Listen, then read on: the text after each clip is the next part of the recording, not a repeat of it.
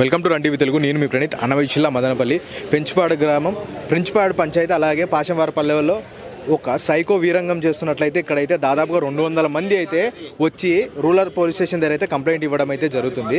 ఇంతకు ఆ సైకో ఆ ఊర్లో ఎన్ని సంవత్సరాల నుంచి ఉన్నాడు అనేది వారి మాటలో తెలుసుకుందాము. చిన్నపిల్లల్ని కానివ్వండి, ముసలి వాళ్ళు కానివ్వండి, పెద్దోళ్ళని కానివ్వండి, ప్రతి ఒక్కరిని అయితే టార్చర్ చేస్తూ, హరాస్ చేస్తూ, సెక్షువల్ అబ్యూస్ చేస్తున్నట్లయితే ఇక్కడైతే ప్రతి ఒక్క స్థానికుడు చెప్తున్నాడు. అదే వారి మాటలో తెలుసుకుందాం. అన్న నమస్తే. అన్న నమస్తే అన్న. అన్న మీ పేరన్నా? నా పేరు మధునా. అన్న మీరు ఆ గ్రామానికి చెందిన వారన్నా? ఆ గ్రామే అన్న, ఉండూరు అన్న, అంతా ఒక ఊరే. ఇంతకు అక్కడ ఏం సంఘటన జరిగింది? మీరు అందరు ఇక్కడికి తరలిత్తు రావడం కారణం ఏమన్నా? వాడు బాగా మందు తాగుతాడన్న, మందు తాగేసి అందరినీ పిలుస్తాడన్న గలాట్కి, ఆడవాళ్ళని చూడ్డు, మగవాళ్ళని చూడ్డు. వానికి కేసు పెట్టినా వాడిని 2-3 కేసులు ఉండవు ఆల్రెడీ. అయినా వాడు భయపడ్డంలే, ఎవరికి కానీ భయపడ్డు. గలాట్ చేస్తాడు, ఎవరినైనా కానీ సంపత, పొడస్తా, నరకతా అంటాడు. ఇంకా పిల్లోల్ని వాళ్ళని బెదిరిస్తాడు. ఈమలు, మందులు అట్లా అంతా అలవాటు చేపిస్తాడు. మళ్ళీ వాళ్ళ నాయన కానీ ఫుల్ రికమెండేషన్, వాళ్ళ నాయన ఏమైతుందో కానీ చూసుకుందాంలే నేను ధీమాతోనే ఉన్నాడన్న. అన్న వాళ్ళ నాన్న ఏం చేస్తారన్న? వాళ్ళ నాయన వ్యవసాయం చేస్తాడన్న. ఆ పిల్లని వదిలేసినారు ఆల్రెడీ, రౌడీజం, ఒక రౌడీగా తయారు చేసి వదిలేసినారు. కాదన్న, ఇంతమంది గ్రామస్తులు రావడానికి ప్రత్యేకంగా ఎవరికన్నా ఏమైనా హాని చేశాడన్న? హాని చేసినాడన్న. మా అక్క వదినని పక్కింటే మాట్లాడుతూ ఉంటే పోయింటే చెంప మీద కత్తితో కోసినాడు. మళ్ళీ వేరే ఇక్కడిని కోసినారు. వేరే పిల్లోడు ఏం అంత ఇదే చేస్తామంటే వానిగాని కోసినాడు. ఇంకా ఎంతమంది వచ్చినా కోస్తాము ఉన్నారు. మేము భయపడిపోయి బయట ఉండిపోయినట్లు దీంట్లో పెట్టినాడు వాడు మమ్మల్ని. వెంకటప్ప అన్న, ఆయన 4 సంవత్సరాల నుంచి మిమ్మల్ని అయితే ఇబ్బంది పెడుతున్నారు. మీరు ఎప్పుడు చర్యలు తీసుకోలేదన్న? పోలీసులకు చెప్పలేదు? చెప్పినామన్నా, 2-3 సార్లు చెప్పినాము. పిలుచుకొస్తారు, మళ్ళీ చెప్తారు, మళ్ళీ పంపిస్తారు. మళ్ళీ ఇప్పుడు పంపించినారు, లోపల వేసినారు. మళ్ళీ వస్తాడు ఉంటే కానీ మాకు భయం అవుతుంది. వాడు వస్తే ఏం చేయగలుగుతాడు? మా పెన్లాల బిడ్డల్ని మేము ఎట్లా కాపాడుకోవాలో మాకు అర్థం కావడం లేదు. మా పిల్లలు మేమంతా కూలీనాలు వ్యవసాయం చేసుకునేవాళ్ళు. మేము టయానికి ఇండ్ల దగ్గర ఉండము. ఇండ్ల కాడ ఆడవాళ్ళ మీద వచ్చి పడతాడు. ఇంకా పిల్లల్లో ఉన్నారు.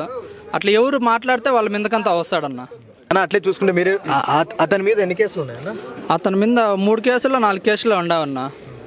అట్లే ఒక గ్యాంగ్ మెయింటైన్ చేస్తూ అక్కడంతా ఒక హల్చల్ చేస్తున్నట్లయితే ఇక్కడ గ్రామస్తులంతా చెప్తున్నారు. అది వాస్తవం? వాస్తవేమన్నా, ఖచ్చితంగా అందరినీ గ్యాంగ్ రెడీ చేసినాడు. అన్న మీ పేరు? అన్న నవీన్ కుమార్ నా పేరు. ఏం జరిగిందన్న? అన్న నిన్న మార్నింగ్ నుంచి ఆయన మందు తాగేసి పొగలంతా కూడా విచ్చలవిడిగా ఊర్లో గలాట చేస్తూ ఉన్నారు. సాయంత్రం వచ్చేసి ఆయన ఏం చేశారంటే ఈదిలో వచ్చేసి మొత్తం అంతా కూడా అందరినీ గబ్బు మాటలంతా తిడుతూ ఉన్నాడు.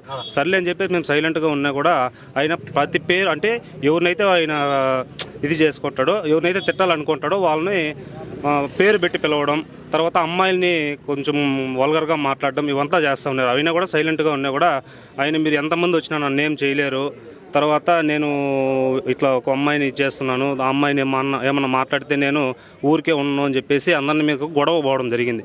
అప్పుడు వాళ్ళ అంటే అమ్మాయి ఎవరైతే ఉంటారో వాళ్ళ అమ్మ అయితే రావడం జరిగింది. వచ్చి మాట్లాడితే అప్పుడు మీ వల్ల ఏమైతుంది చేసుకోండి అని చెప్పేసి కత్తితో దాడి చేయడం జరిగింది. అప్పుడు నేను మా నాన్న అక్కడికి వెళితే మా మీద కూడా కత్తితో ఇక్కడ దాడి చేశాడు. వాళ్ళని అంటే పక్కకు దొబ్బదామని చెప్పేసి నేను అక్కడికి వెళ్ళాను. ఆడపోతే వాళ్ళిద్దరు నన్ను కూడా కత్తితో దాడి చేశారు. అప్పుడు నేను సైలెంట్గా సరే అని చెప్పేసి గమ్మన ఉన్నాను. అయినా కూడా ఆయన నువ్వెందుకు వాళ్ళకి సపోర్ట్గా వస్తాను అని చెప్పేసి నా మీద కూడా వచ్చి నన్ను కొట్టడం జరిగింది. అక్కడ వాళ్ళ ఊర్లో ఇంట్లో వాళ్ళు అందరూ కూడా వాళ్ళు పెద్ద ఫ్యామిలీ, వాళ్ళు ఒక 5-6 మంది వచ్చి నేను ఉన్నది ఒకటే, వాళ్ళంతా వచ్చి కూడా నన్ను కొట్టారు. అంటే వెంకటప్ప ఫ్యామిలీ, వెంకటప్ప కూడా వచ్చి కొట్టారు, వాళ్ళంతా కూడా కొట్టారు. అందుకోసం అని చెప్పేసి గతంలో కూడా వాళ్ళ మీద కంప్లైంట్, ఇదే ఇష్యూ పైన కూడా మనం కంప్లైంట్ ఇవ్వడం జరిగింది. గతంలో చేసినా కూడా పోలీసులు అక్కడ కౌన్సిలింగ్ ఇచ్చేసి పంపించేశారు. ఇప్పుడు మళ్ళీ ఇదే కూడా రిపీట్ అవుతుంది. కాబట్టి అతనిపైన కఠినంగా చర్యలు తీసుకోవాలి మేము పాశంవారపల్లి గ్రామస్తులకు కోరుకుంటున్నాం. అది ఇంకోటి, ఆయన ఏమంటే ఇక్కడ పోలీసులు ఏం చెప్తారు, కాకపోతే ఏమంటే ఆయనకి కొద్దిగా కౌన్సిలింగ్ ఇచ్చేసి చెప్పాలని చెప్పి కోరుకుంటున్నాం మేము. అన్న అట్లే చూసుకున్నట్లయితే చిన్నప్పటి నుంచి ఆ వెంకటప్ప మనస్తత్వం కానివ్వండి, ఆయన బిహేవియర్ కానీ ఇట్లే ఉండింది అన్న? వెంకటప్ప ఆయన వచ్చేసి బాగా చదువుకున్న వ్యక్తే, కానీ ఆయన ఉన్నటువంటి దురలవాట్లు ఏవైతే ఉన్న మందు తాగడం ఇట్లా ఇవన్నీ ఏవైతే ఉన్నాయో అక్కడ ఉన్నటువంటి ఒక 5-6 మంది వాళ్ళ ఫ్రెండ్స్ని చేసుకునేసి పిలుచుకొని పోయేసి వాళ్ళు మందు తాగడం ఏమైనా చేసుకుని అవన్నీ కూడా మందు తాగేసి వచ్చి ఊర్లో వాళ్ళందరినీ ఆ బ్యాచ్ అంతా కూడా వచ్చి ఊర్లో వాళ్ళ మీద గలాట్లు పోవడం జరిగేది. ఆయన ఇంకోటి ఏమంటే ఇక్కడ స్కూల్కి పోవాలన్నా కూడా మా ఇక్కడ పాశంవారపల్లి నుంచి పెంచుపాడుకు స్కూల్కి పోవాలన్నా కూడా 6వ తరగతి పిల్లలని, తర్వాత చిన్న పిల్లలు అటువంటి 12 ముసలి వరకు కూడా ఆయన వల్గర్గా మాట్లాడడం, వాళ్ళని ఇంకొక రకంగా బిహేవ్ చేయడం, అవన్నీ కూడా చేయడం జరుగుతుంది. అన్న ఇంత భయాందోళనలో ఉన్న మీరు ఎప్పుడు ఎవరికి కంప్లైంట్ ఇవ్వలేదు? గతంలో పోలీసులకి కంప్లైంట్ రిమాండ్ అనేది ఇవ్వడం జరిగింది. వాళ్ళు తీసుకొచ్చి ఇక్కడ స్టేషన్లో పెట్టి కౌన్సిలింగ్ కూడా ఇచ్చారు. ఇచ్చిన తర్వాత కూడా నేను ఇంకా స్టేషన్కి వెళ్ళాను కదా, నాకు ఇంకా ఏం భయం లేదు, నన్ను అడిగేవాళ్ళు లేరు అనే అహంతో ఆయన ఆ విధంగా బిహేవ్ చేయడం జరుగుతుంది. ప్రతిసారి కూడా అదే విధంగా చేస్తూ ఉన్నారు. ఇంకా చివరిగా మీరు పోలీసు వారిని ఏమని కోరుకుంటారు? ఆయన్ని కఠినంగా శిక్షించాలి. కఠినంగా శిక్షించి ఖచ్చితంగా రిమాండ్కి అనేది పంపించాలని కోరుకుంటున్నాం గ్రామస్తులకు. అంటే ఊర్లో ఉన్నటువంటి ఆడవారికి కానీ, అక్కడ స్కూల్కి వెళ్తున్న చిన్నారులకు కానీ ఒక రక్షణ కల్పించాలి. రక్షణ కల్పించి అతన్ని రిమాండ్కి పంపించి ఖచ్చితంగా ఆయన శిక్షించాలని కోరుకుంటున్నాం. ఇప్పుడు ప్రస్తుతానికి ఆ ఊరి ప్రజలు ఏమని బాధపడుతున్నారు? దీనికి సంబంధించి మదనపల్లి మండలం పెంచిపాడు పంచాయతీ పాసింవారిపల్లిలో చిన్న పిల్లల నుంచి పండు ముసలోళ్ళ వరకు తాను వేధింపులకు గురి చేస్తున్నాడని గతంలోనే దాదాపు 1 సంవత్సరం క్రితం ఆ గ్రామంలో ఉన్నటువంటి వాళ్ళంతా పోలీస్ స్టేషన్లో ఫిర్యాదు చేయడం జరిగింది. అమ్మాయిలు కాలేజీలకు వెళ్ళాలన్నా, స్కూల్కి వెళ్ళాలన్నా ఇతను బారి నుంచి తప్పించుకోవాలంటే చాలా ఇబ్బందిగా ఉంది.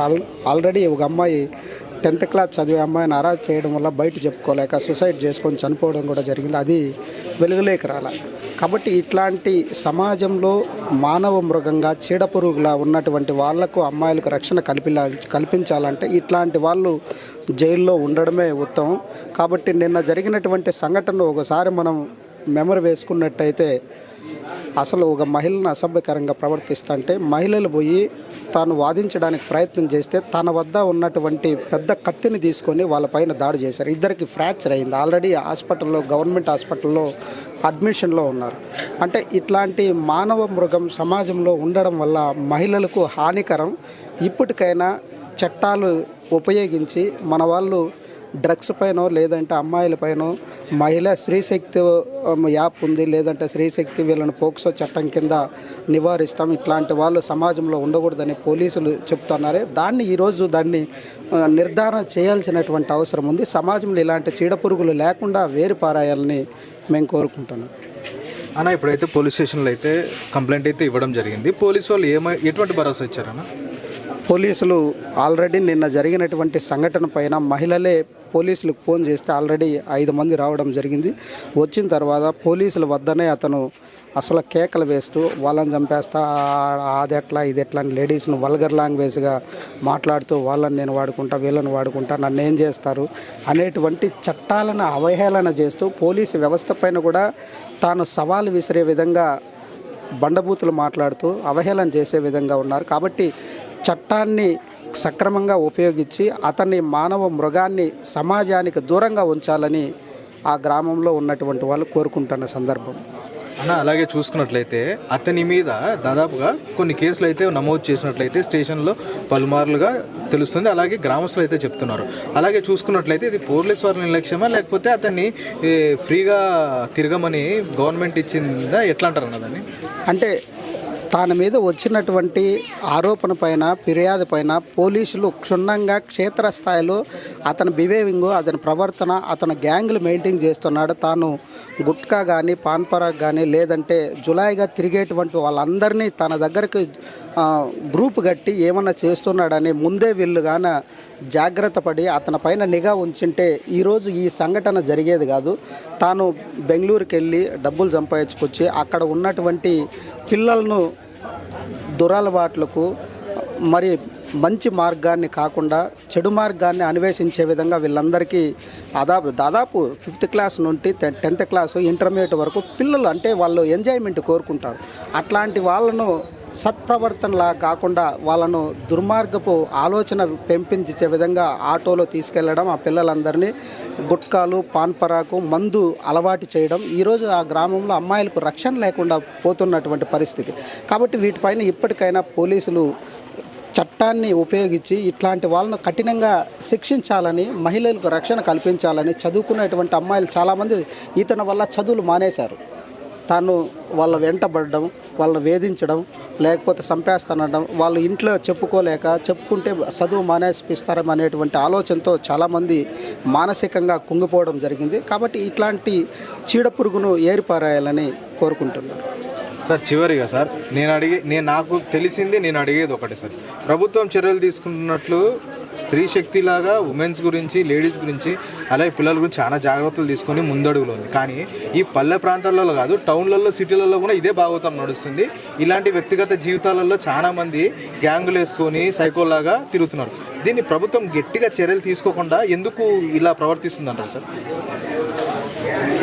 అంటే ఈరోజు సమాజంలో మనం చూస్తున్నాం, మదనపల్లిలో కానీ గ్రామీణ ప్రాంతాల్లో కానీ ఏదన్నా సంఘటన జరిగినప్పుడు అందరూ దాన్ని అరే ఇది ఎట్లా జరిగింది ఏమని బాధపడుతున్నారు తప్ప సంఘటన జరక్కనే దానిపైన మనం ముందు జాగ్రత్త తీసుకోలేకపోతున్నాం. ప్రభుత్వం ఈరోజు ఒకవైపున ప్రతి 50 కిలోమీటర్లకు ఒక సీసీ కెమెరా పెడతామని, ఇట్లాంటి వాళ్ళు ఏదైతే సమాజానికి మరి హాని చేసేటువంటి వాళ్ళు, సమాజంలో చీడపురుగుల్లో ఉన్నటువంటి వాళ్ళు, రౌడీ షీటర్లు కానీ లేకపోతే రౌడీయిజం చేసేటువంటి వాళ్ళకి గుట్కా పానపరాక్ మత్తు పానీయాలు చేసేటువంటి వాళ్ళు సమాజానికి దూరంగా ఉండాలని ఈరోజు ప్రభుత్వం ప్రతి 50 కిలోమీటర్లకు సీసీ కెమెరాలు ఏర్పాటు చేయాలని చెప్తుంది. కాబట్టి వీటిని పటిష్టంగా అమలు చేసి పోలీసు యంత్రాంగం కూడా కనీసం ఇట్లాంటి వాళ్ళ పట్ల జాగ్రత్త వహించి వాడి సత్ప్రవర్తన ఏ విధంగా ఉంది, సమాజానికి ఇతను హాని చేస్తాడా మంచి చేస్తాడా అనేటువంటి క్షేత్రస్థాయిలో పరిశీలించి వాడికి వెంటనే చట్టాన్ని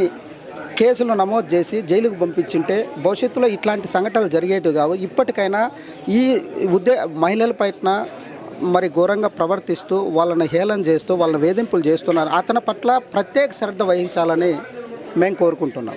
పెంచిపాడు పంచాయతీ పాశంవారపల్లి వెంకటప్ప సన్నా వెంకటరమణ అనేటువంటి అబ్బాయి గత 4 సంవత్సరాలుగా ఆ పక్కనే ఉన్నటువంటి ఎలిమెంటరీ స్కూలు హై స్కూల్కి పోయే పిల్లోళ్ళు, మదనపల్లికి కాలేజీకి వచ్చేటువంటి పిల్లోళ్ళపైన రకరకాలుగా వాళ్ళని ఇబ్బంది పెట్టడం, వాళ్ళు పెద్దలు ఏదన్నా మాట్లాడితే వాళ్ళపైన దాడి చేసేటువంటి పరిస్థితి జరిగేది. గతంలో కూడా అనేక సార్లు ఇదే తాలూకా స్టేషన్లో కూడా కంప్లైంట్ కూడా ఇస్తే కౌన్సిలింగ్ ఇచ్చినప్పుడు కూడా పోలీస్ స్టేషన్కి వచ్చిన ప్రతిసారి మరింత ఎక్కువ చేసేటువంటి పరిస్థితి కనిపిస్తుంది. నిన్న నైటు అక్కడ ఉన్నటువంటి అమ్మాయిల్ని ప్రతి ఇంటికాడికి పోయి ఏ ఇంట్లో అమ్మాయి ఉందో ఆ అమ్మాయిని తిట్టడం, వాళ్ళ అమ్మ నాన్నను కూడా రకరకాల అసభ్యకరంగా మాట్లాడడం. వాళ్ళు ఒక అమ్మాయి వచ్చి ఎందుకు నువ్వు ఈ విధంగా మాట్లాడుతున్నావు అంటే కత్తి తీసుకొని వచ్చింది వీరవిహారం చేసి ఒక అమ్మాయి కంటిపైన ఒక అబ్బాయికి చేతిపైన కోసి ఎంతమంది వచ్చినా సంపతాను, నన్ను జైలుకు తీసుకెళ్తే కూడా 3 నెలల తర్వాత వచ్చి వాళ్ళ చిన్న పిల్లలు ఎవరన్నా ఉంటే కూడా గొంతులు కోస్తాం, మీ వల్ల ఏమైతే అది చేసుకొని భయభ్రాంతులకు గురి చేస్తున్నారు. ఆ ఎంగటప్ప అనేటువంటి వ్యక్తిని మాట్లాడడానికి పబ్లిక్ ఆ ఊర్లో ఉన్నటువంటి ప్రతి ఒక్క కుటుంబం కూడా చాలా భయపడేటువంటి పరిస్థితి ఉంది. మేము ప్రభుత్వాన్ని పోలీస్ అధికారుల్ని కోరేది ఏమంటే ఇలాంటి వ్యక్తి వల్ల సమాజంలో చాలా ఇబ్బందులు ఉన్నాయి, ఇతన్ని వెంటనే అరెస్ట్ చేయాలి, ఇతని పైన 300 సెక్షన్ కేసు నమోదు చేసి ఇమ్మీడియట్లీ రిమాండ్కి పెట్టాలని మేము డిమాండ్ చేస్తున్నాం. లేకపోతే మేము రోడ్డు పైన కూడా బైఠాయించడానికి కూడా సిద్ధంగా ఉన్నాం. ఇతను ఎంత ప్రమాదం అంటే ఒక్కసారి గ్రామంలో పోయి ఫలానా వ్యక్తి అంటే ఏ ఒక్కరు కూడా నోరు తెరిచేటువంటి పరిస్థితి లేదు. ఏం చేస్తే మళ్ళీ మా పైన ఏ విధంగా వచ్చి కొడువులతో దాడి చేస్తాడో కత్తులతో దాడి చేస్తాడో తెలియనటువంటి పరిస్థితి. వాళ్ళ తల్లిదండ్రులకి వాళ్ళ కుటుంబ సభ్యులకి చెప్తే కూడా మీరేమైనా చేసుకోండి, మేమేం చేయలేం, మా కంట్రోల్ కూడా తప్పినాడు అనేటువంటి పరిస్థితిలో ఇవాళ అతను ఉన్నాడు. కాబట్టి మేము ఆ ఊరు వాసులుగా అడిగేది ఏమంటే అతన్ని ఇమ్మీడియట్లీ అరెస్ట్ చేసి అతను ఆ ప్రాంతంలో ఉన్నటువంటి అమ్మాయిలకి, స్కూల్ పిల్లలు, కాలేజీ పిల్లలకు, మహిళలకు, పండు ముసిలోల నుంచి చిన్న పిల్ల వరకు కూడా, చిన్న పాప 5 సంవత్సరాల పాప వరకు కూడా సెక్సువల్ హరాస్మెంట్ చేసేటువంటి ఒక దుర్మార్గుడు అతను. దాన్ని అరెస్ట్ చేయాలని మేము డిమాండ్ చేస్తున్నాం.